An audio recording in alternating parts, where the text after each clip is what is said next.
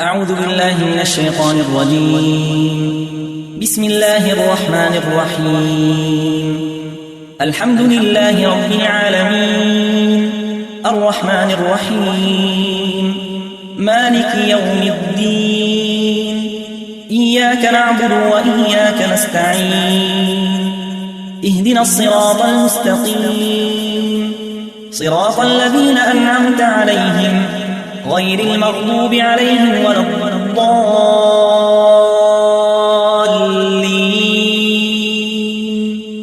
بسم الله الرحمن الرحيم. ألف لام ميم. ذلك الكتاب لا ريب فيه هدى للمتقين الذين يؤمنون بالغيب ويقيمون الصلاة ومما رزقناهم ينفقون والذين يؤمنون بما أنزل إليك وما أنزل من قبلك وبالآخرة هم يوقنون أولئك على هدى من ربهم وأولئك هم المفلحون. إن الذين كفروا سواء عليهم أأنذرتهم أم لم تنذرهم لا يؤمنون. ختم الله على قلوبهم وعلى سمعهم وعلى أبصارهم غشاوة ولهم عذاب عظيم. ومن الناس من يقول آمنا بالله وباليوم الآخر وما هم بمؤمنين يخادعون الله والذين آمنوا وما يخدعون إلا أنفسهم وما يشعرون. في قلوبهم مرض فزادهم الله مرضا ولهم عذاب أليم بما كانوا يكذبون. وإذا قيل لهم لا تفسدوا في الأرض قالوا إنما نحن مصلحون ألا إنهم هم المفسدون ولكن لا يشعرون. وإذا قيل لهم آمنوا كما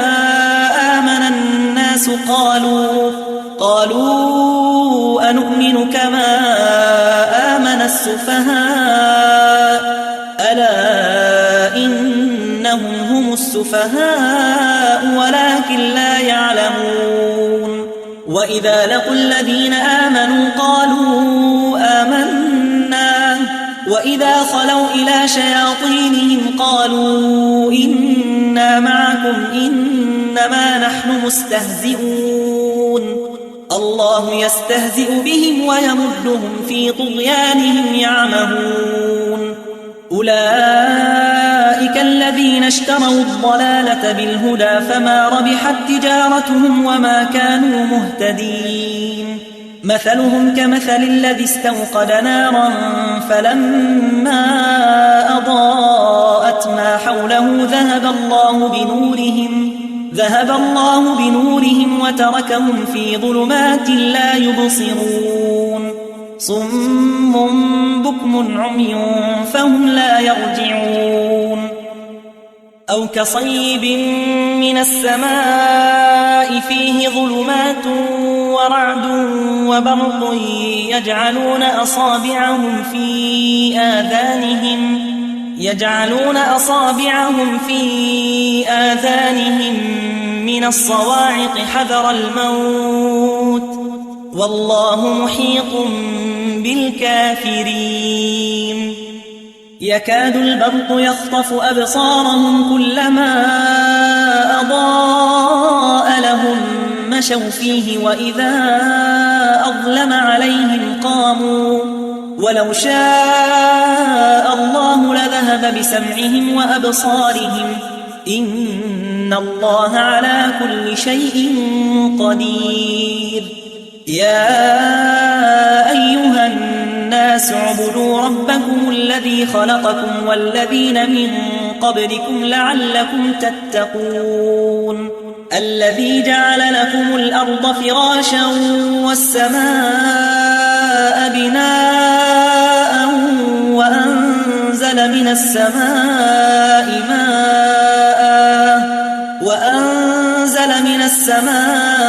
ماء فأخرج به من الثمرات رزقا لكم فلا تجعلوا لله أندادا وأنتم تعلمون وإن كنتم في ريب مما نزلنا على عبدنا فأتوا بسورة من مثله وادعوا شهداءكم من دون الله إن كنتم صادقين فإن لم تفعلوا ولن تفعلوا فاتقوا النار التي وقودها الناس والحجارة أعدت للكافرين وبشر الذين آمنوا وعملوا الصالحات أن لهم جنات تجري من تحتها الأنهار كلما رزقوا منها من ثمرة رزقا قالوا هذا الذي رزقنا من قبل وأتوا به متشابها ولهم فيها أزواج مطهرة وهم فيها خالدون إن الله لا يستحيي أن يضرب مثلا ما بعوضة فما فوقها فأما الذين آمنوا فيعلمون أنه الحق من ربهم وأما الذين كفروا فيقولون ماذا أراد الله بهذا مثلا يضل به كثيرا ويهدي به كثيرا وما يضل به إلا الفاسقين الذين ينقضون عهد الله من بعد ميثاقه ويقطعون ما أمر الله به أن يوصل ويفسدون في الأرض أولئك هم الخاسرون كيف تكفرون بالله وكنتم أمواتا فأحياكم ثم يميتكم ثم يحييكم ثم إليه ترجعون هو الذي خلق لكم ما في الأرض جميعا ثم استوى إلى السماء فسواهن 7 سماوات وهو بكل شيء عليم وإذ قال ربك للملائكة إني جاعل في الأرض خليفة قالوا أتجعل فيها من يفسد فيها ويسفك الدماء ونحن نسبح بحمدك ونقدس لك قال إني أعلم ما لا تعلمون وعلم آدم الأسماء كلها ثم عرضهم على الملائكة فقال أنبئوني بأسماء هؤلاء إن كنتم صادقين قالوا سبحانك لا علم لنا إلا ما علمتنا إنك أنت العليم الحكيم قال يا آدم أنبئهم بأسمائهم فلما أنبأهم بأسمائهم قال ألم أقل لكم إني أعلم غيب السماوات والأرض وأعلم ما تبدون وما كنتم تكتمون وإذ قلنا للملائكة اسجدوا لآدم فسجدوا إلا إبليس أبى واستكبر وكان من الكافرين وقلنا يا آدم اسكن أنت وزوجك الجنة وكلا منها رغدا حيث شئتما ولا تقربا هذه الشجرة فتكونا من الظالمين فأزلهما الشيطان عنها فأخرجهما مما كانا فيه وقلنا اهبطوا بعضكم لبعض عدو ولكم في الأرض مستقر ومتاع إلى حين فتلقى آدم من ربه كلمات فتاب عليه إنه هو التواب الرحيم قلنا اهبطوا منها جميعا فإما يأتينكم مني هدى فمن تبع هداي فلا خوف عليهم ولا هم يحزنون والذين كفروا وكذبوا بآياتنا أولئك أصحاب النار هم فيها خالدون يا بني إسرائيل اذكروا نعمتي التي أنعمت عليكم وأوفوا بعهدي أوف بعهدكم وإياي فارهبون وآمنوا بما أنزلت مصدقا لما معكم ولا تكونوا أول كافر به ولا تشتروا بآياتي ثمنا قليلا وإياي فاتقون ولا تلبسوا الحق بالباطل وتكتموا الحق وأنتم تعلمون وأقيموا الصلاة وآتوا الزكاة واركعوا مع الراكعين أتأمرون الناس بالبر وتنسون أنفسكم وأنتم تتلون الكتاب أفلا تعقلون واستعينوا بالصبر والصلاة وإنها لكبيرة إلا على الخاشعين الذين يظنون أنهم ملاقو ربهم وأنهم إليه راجعون يا بني إسرائيل اذكروا نعمتي التي أنعمت عليكم وأني فضلتكم على العالمين واتقوا يوما لا تجزي نفس عن نفس شيئا ولا يقبل منها شفاعة ولا يؤخذ منها عدل ولا هم ينصرون وإذ نجيناكم من آل فرعون يسومونكم سوء العذاب يذبحون أبناءكم ويستحيون نساءكم وفي ذلكم بلاء من ربكم عظيم وإذ فرقنا بكم البحر فأنجيناكم وأغرقنا آل فرعون وأنتم تنظرون وإذ واعدنا موسى 40 ليلة ثم اتخذتم العجل من بعده وأنتم ظالمون ثم عفونا عنكم من بعد ذلك لعلكم تشكرون وإذ آتينا موسى الكتاب والفرقان لعلكم تهتدون وإذ قال موسى لقومه يا قوم إنكم ظلمتم أنفسكم باتخاذكم العجل فتوبوا إلى بارئكم فاقتلوا أنفسكم ذلكم خير لكم عند بارئكم فتاب عليكم إنه هو التواب الرحيم وإذ قلتم يا موسى لن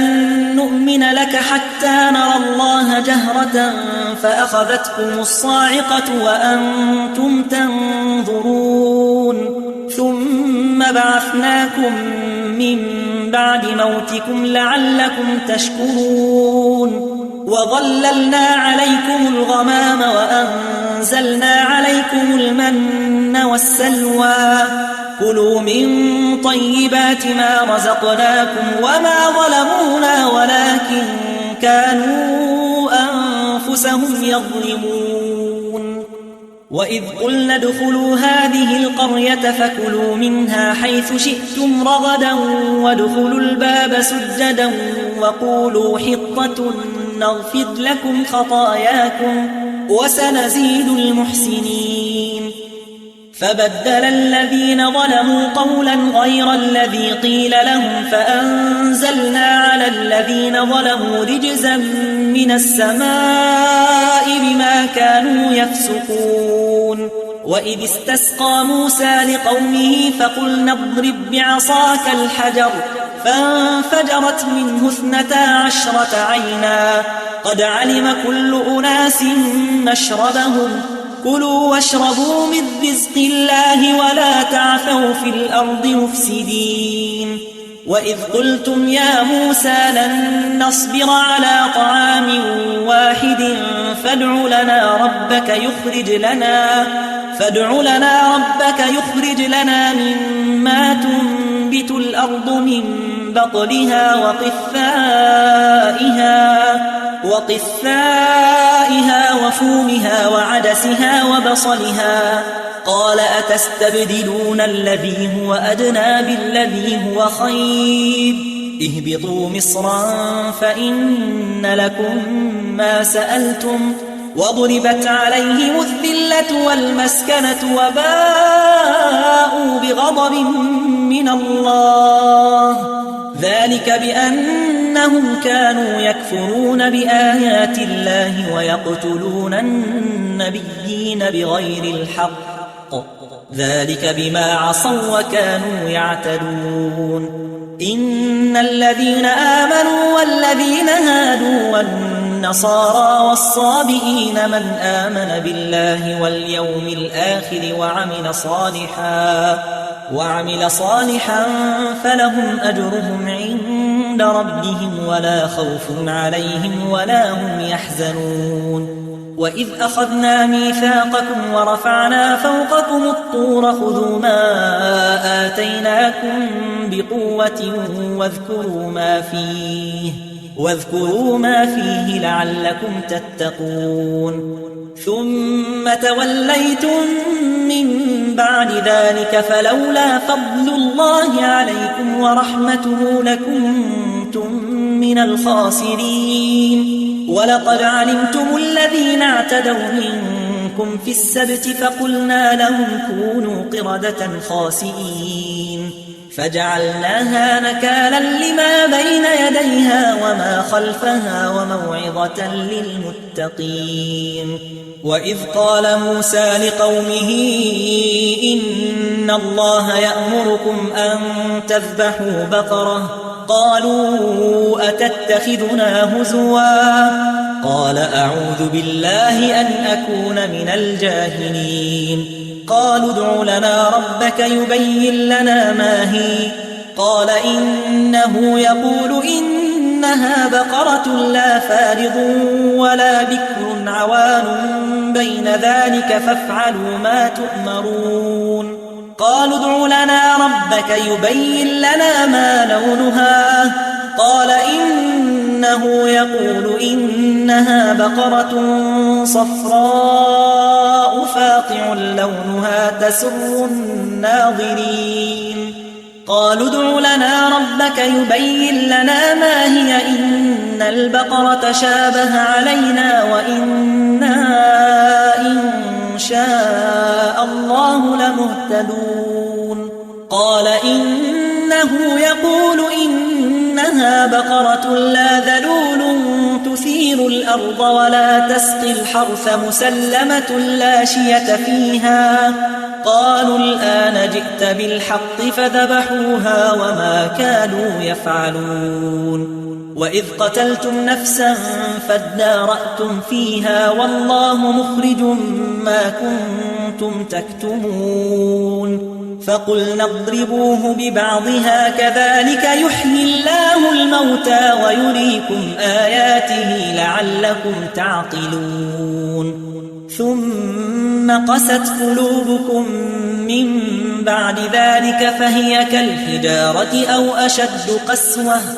وإن من الحجارة لما يتفجر منه الأنهار وإن منها لما يشقق فيخرج منه الماء وإن منها لما يهبط من خشية الله وما الله بغافل عما تعملون أفتطمعون أن يؤمنوا لكم وقد كان فريق منهم يسمعون كلام الله ثم يحرفونه من بعد ما عقلوه وهم يعلمون وإذا لقوا الذين آمنوا قالوا آمنا وإذا خلا بعضهم إلى بعض قالوا أتحدثونهم بما فتح الله عليكم ليحاجوكم به عند ربكم أفلا تعقلون أولا يعلمون أن الله يعلم ما يسرون وما يعلنون ومنهم أميون لا يعلمون الكتاب إلا أماني وإن هم إلا يظنون فويل للذين يكتبون الكتاب بأيديهم ثم يقولون هذا من عند الله ليشتروا به ثمنا قليلا فويل لهم مما كتبت أيديهم وويل لهم مما يكسبون وقالوا لن تمسنا النار إلا أياما معدودة قل أتخذتم عند الله عهدا فلن يخلف الله عهده أم تقولون على الله ما لا تعلمون بلى من كسب سيئة وأحاطت به خطيئته فأولئك أصحاب النار هم فيها خالدون والذين آمنوا وعملوا الصالحات أولئك أصحاب الجنة هم فيها خالدون وإذ أخذنا ميثاق بني إسرائيل لا تعبدون إلا الله وبالوالدين إحسانا وذي القربى واليتامى والمساكين وقولوا للناس حسنا وأقيموا الصلاة وآتوا الزكاة ثم توليتم إلا قليلا منكم وأنتم معرضون وإذ أخذنا ميثاقكم لا تسفكون دماءكم ولا تخرجون أنفسكم من دياركم ثم أقررتم وأنتم تشهدون ثم أنتم هؤلاء تقتلون أنفسكم وتخرجون فريقا منكم من ديارهم تظاهرون عليهم بالإثم والعدوان وإن يأتوكم أسارى تفادوهم وهو محرم عليكم إخراجهم أفتؤمنون ببعض الكتاب وتكفرون ببعض فما جزاء من يفعل ذلك منكم إلا خزي في الحياة الدنيا ويوم القيامة يردون إلى أشد العذاب وما الله بغافل عما تعملون أولئك الذين اشتروا الحياة الدنيا بالآخرة فلا يخفف عنهم العذاب ولا هم ينصرون ولقد آتينا موسى الكتاب وقفينا من بعده بالرسل وآتينا عيسى ابن مريم البينات وأيدناه بروح القدس أفكلما جاءكم رسول بما لا تهوى أنفسكم استكبرتم ففريقا كذبتم وفريقا تقتلون وقالوا قلوبنا غلف بل لعنهم الله بكفرهم فقليلا ما يؤمنون ولما جاءهم كتاب من عند الله مصدق لما معهم وكانوا من قبل يستفتحون على الذين كفروا فلما جاءهم ما عرفوا كفروا به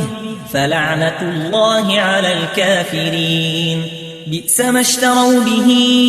أنفسهم أن يكفروا بما أنزل الله بغيا أن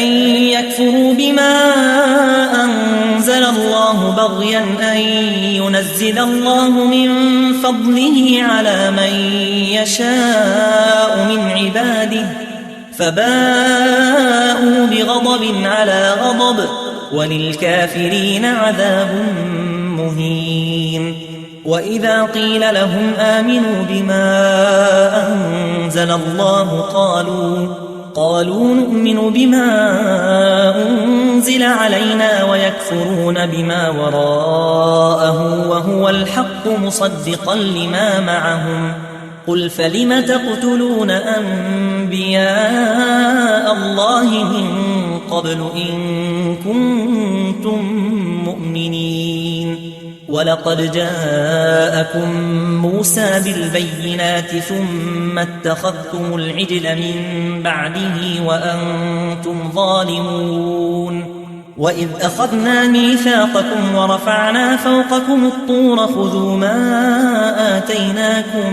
بقوة واسمعوا قالوا سمعنا وعصينا وأشربوا في قلوبهم العجل بكفرهم قل بئس ما يأمركم به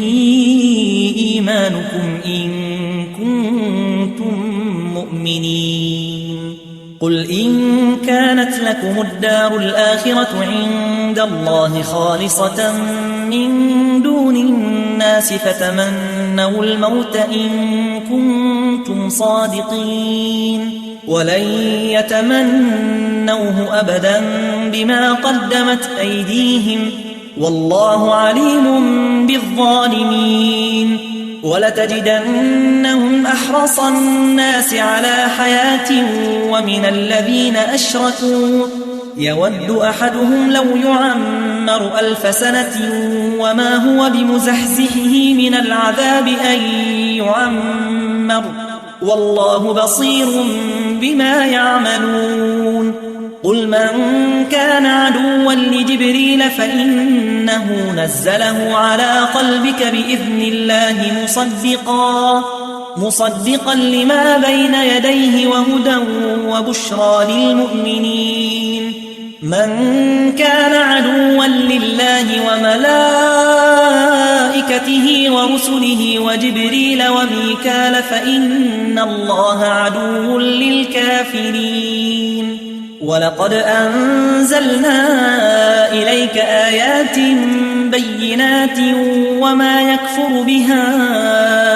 إلا الفاسقون أوكلما عاهدوا عهدا نبذه فريق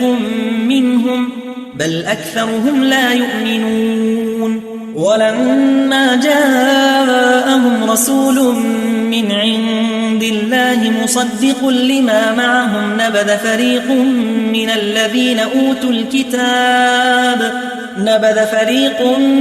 الذين أوتوا الكتاب كتاب الله وراء ظهورهم كأنهم لا يعلمون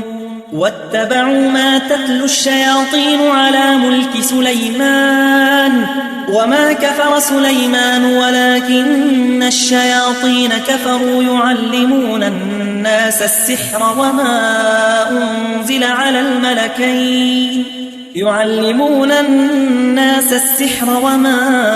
أنزل على الملكين ببابل هاروت وماروت وما يعلمان من أحد حتى يقولا إنما نحن فتنة فلا تكفر فيتعلمون منهما ما يفرقون به بين المرء وزوجه وما هم بضارين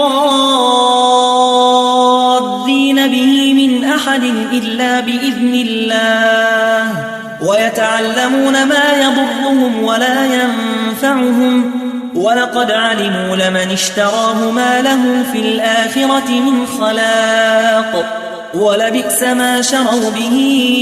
أنفسهم لو كانوا يعلمون ولو أنهم آمنوا واتقوا لمثوبة من عند الله خير لو كانوا يعلمون يا أيها الذين آمنوا لا تقولوا راعنا وقولوا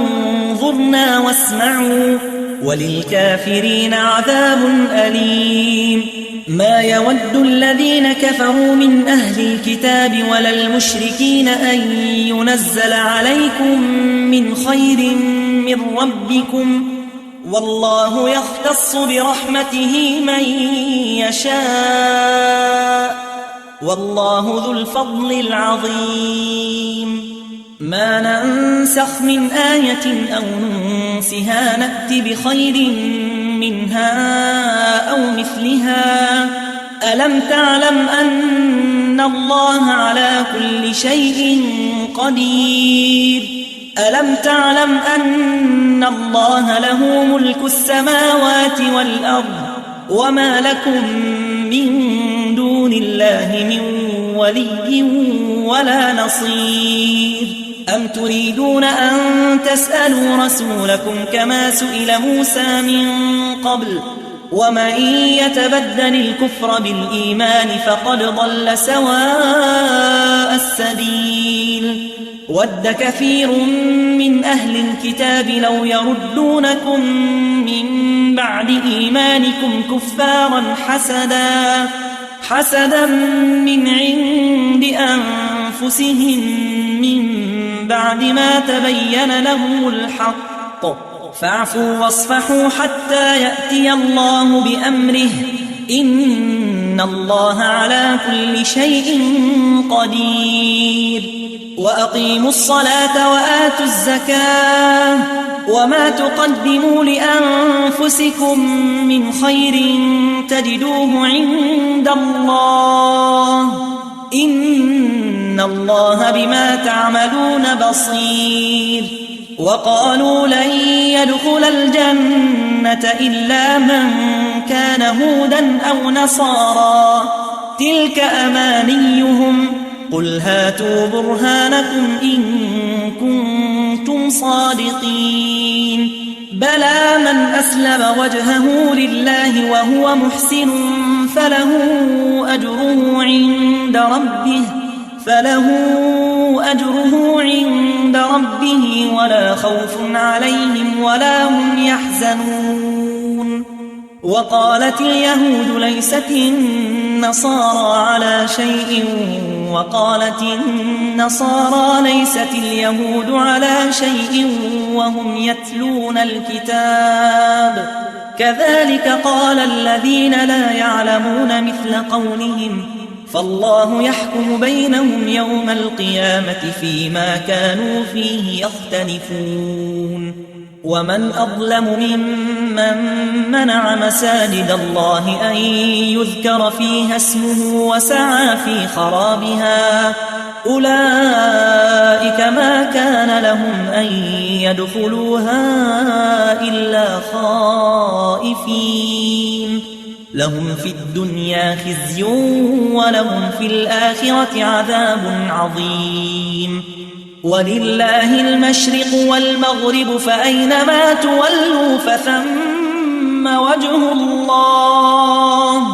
إن الله واسع عليم وقالوا اتخذ الله ولدا سبحانه بل له ما في السماوات والأرض كل له قانتون بديع السماوات والأرض وإذا قضى أمرا فإنما إنما يقول له كن فيكون. وقال الذين لا يعلمون لولا يكلمنا الله أو تأتينا آية كذلك قال الذين من قبلهم مثل قولهم تشابهت قلوبهم قد بينا الآيات لقوم يوقنون. إنا أرسلناك بالحق بشيرا ونذيرا ولا تسأل عن أصحاب الجحيم. ولن ترضى عنك اليهود ولا النصارى حتى تتبع ملتهم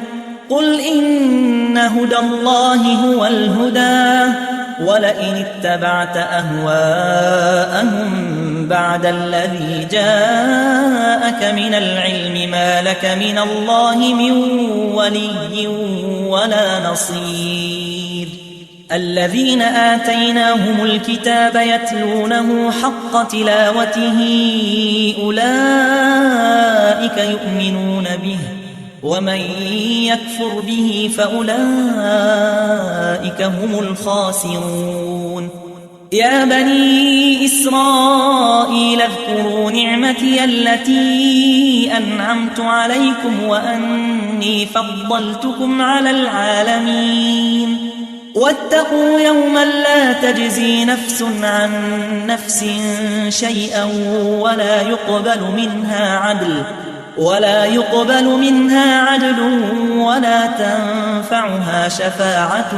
ولا هم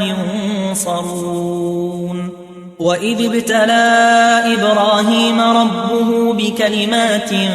فأتمهن قال إني جاعلك للناس إماما قال ومن ذريتي قال لا ينال عهد الظالمين. وإذ جعلنا البيت مثابة للناس وأمنا واتخذوا من مقام إبراهيم مصلى وعهدنا إلى إبراهيم وإسماعيل أن طهرا بيتي للطائفين والعاكفين والركع السجود. وإذ قال إبراهيم رب اجعل هذا بلدا آمنا وارزق أهله من الثمرات من آمن منهم بالله واليوم الآخر قال ومن كفر فأمتعه قليلا ثم أضطره إلى عذاب النار وبئس المصير. وإذ يرفع إبراهيم القواعد من البيت وإسماعيل ربنا تقبل منا إنك أنت السميع العليم ربنا واجعلنا مسلمين لك ومن ذريتنا أمة مسلمة لك وأرنا مناسكنا وتب علينا إنك أنت التواب الرحيم. ربنا وابعث فيهم رسولا منهم يتلو عليهم آياتك ويعلمهم الكتاب والحكمة ويزكيهم إنك أنت العزيز الحكيم. ومن يرغب عن ملة إبراهيم إلا من سفه نفسه ولقد اصطفيناه في الدنيا وإنه في الآخرة لمن الصالحين. إذ قال له ربه أسلم قال أسلمت لرب العالمين. ووصى بها إبراهيم بنيه ويعقوب يا بني إن الله اصطفى لكم الدين إن الله اصطفى لكم الدين فلا تموتن إلا وأنتم مسلمون أم كنتم شهداء إذ حضر يعقوب الموت إذ قال لبنيه ما تعبدون من بعدي قالوا نعبد إلهك وإله آبائك إبراهيم وإسماعيل وإسحاق إلها واحدا ونحن له مسلمون تلك أمة قد خلت لها ما كسبت ولكم ما كسبتم ولا تسألون عما كانوا يعملون وقالوا كونوا هودا أو نصارى تهتدوا قل بل ملة إبراهيم حنيفا وما كان من المشركين قولوا آمنا بالله وما أنزل إلينا وما أنزل إلى إبراهيم وإسماعيل وإسحاق ويعقوب والأسباط وما أوتي موسى وعيسى وما أوتي النبيون من ربهم لا نفرق بين أحد منهم ونحن له مسلمون فإن آمنوا بمثل ما آمنتم به فقد اهتدوا وإن تولوا فإنما هم في شقاق فسيكفيكهم الله وهو السميع العليم صبغة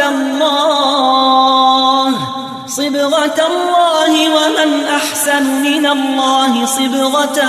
ونحن له عابدون قل أتحاجوننا في الله وهو ربنا وربكم ولنا أعمالنا ولكم أعمالكم ونحن له مخلصون أم تقولون إن إبراهيم وإسماعيل وإسحاق ويعقوب والأسباط كانوا هودا أو نصارى قل أأنتم أعلم أم الله ومن أظلم ممن كتم شهادة عنده من الله وما الله بغافل عما تعملون تلك أمة قد خلت لها ما كسبت ولكم ما كسبتم ولا تسألون عما كانوا يعملون سيقول السفهاء من الناس ما ولاهم عن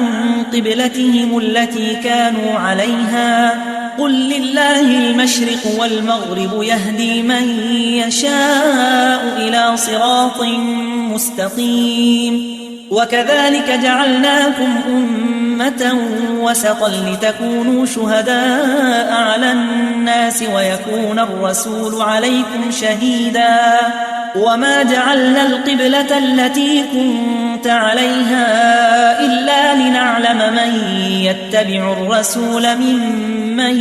ينقلب على عقبيه وإن كانت لكبيرة إلا على الذين هدى الله وما كان الله ليضيع إيمانكم إن الله بالناس لرؤوف رحيم قد نرى تقلب وجهك في السماء فلنولينك قبلة ترضاها فول وجهك شطر المسجد الحرام وحيث ما كنتم فولوا وجوهكم شطره وإن الذين أوتوا الكتاب ليعلمون أنه الحق من ربهم وما الله بغافل عما يعملون ولئن أتيت الذين أوتوا الكتاب بكل آية ما تبعوا قبلتك وما أنت كنت بتابع قبلتهم وما بعضهم بتابع قبلة بعض ولئن اتبعت أهواءهم من بعد ما جاءك من العلم إنك إذا لمن الظالمين الذين آتيناهم الكتاب يعرفونه كما يعرفون أبناءهم وإن فريقا منهم ليكتمون الحق وهم يعلمون الحق من ربك فلا تكونن من الممترين ولكل وجهة هو موليها فاستبقوا الخيرات أينما تكونوا يأت بكم الله جميعا إن الله على كل شيء قدير ومن حيث خرجت فول وجهك شطر المسجد الحرام وإنه للحق من ربك وما الله بغافل عما تعملون ومن حيث خرجت فول وجهك شطر المسجد الحرام وحيث ما كنتم فولوا وجوهكم شطره لئلا يكون للناس عليكم حجة إلا الذين ظلموا منهم فلا تخشوهم واخشوني ولأتم نعمتي عليكم ولعلكم تهتدون كما أرسلنا فيكم رسولا منكم يتلو عليكم آياتنا ويزكيكم ويعلمكم الكتاب والحكمة ويعلمكم ما لم تكونوا تعلمون فاذكروني أذكركم واشكروا لي ولا تكفرون يا أيها الذين آمنوا استعينوا بالصبر والصلاة إن الله مع الصابرين ولا تقولوا لمن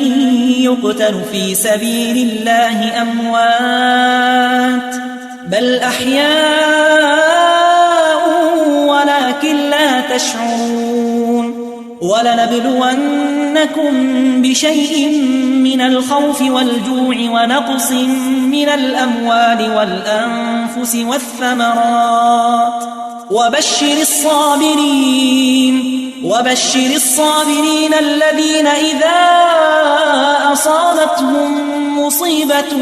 قالوا إنا لله وإنا إليه راجعون أولئك عليهم صلوات من ربهم ورحمة وأولئك هم المهتدون إن الصفا والمروة من شعائر الله فمن حج البيت أو اعتمر فلا جناح عليه أن يطوف بهما ومن تطوع خيرا فإن الله شاكر عليم إن الذين يكتمون ما أنزلنا من البينات والهدى من بعد ما بيناه للناس في الكتاب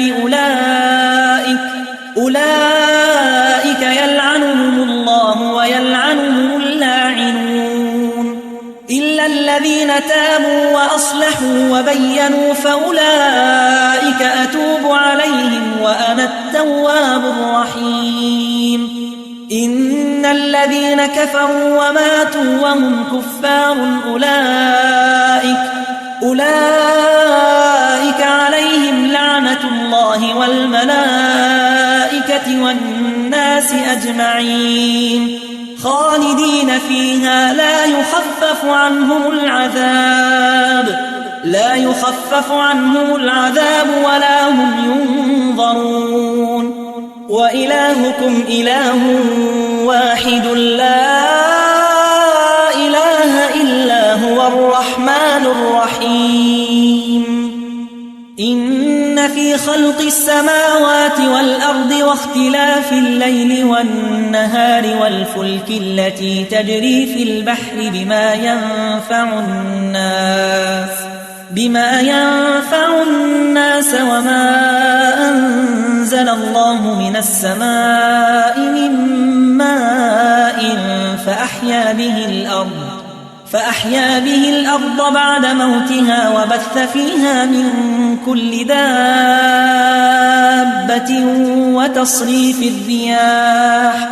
وتصريف الرياح والسحاب المسخر بين السماء والأرض لآيات لقوم يعقلون ومن الناس من يتخذ من دون الله أندادا يحبونهم كحب الله والذين آمنوا أشد حبا لله ولو يرى الذين ظلموا إذ يرون العذاب أن القوة لله جميعا وأن الله شديد العذاب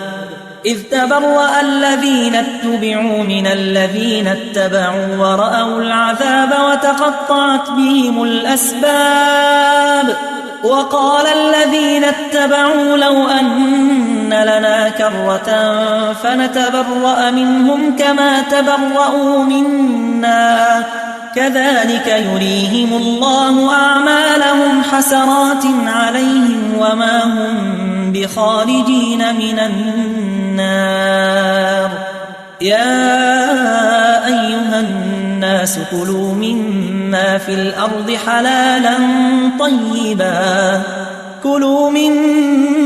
الأرض حلالا طيبا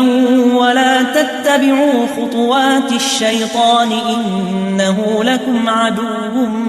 مبين إنما يأمركم بالسوء والفحشاء وأن تقولوا على الله ما لا تعلمون وإذا قيل لهم اتبعوا ما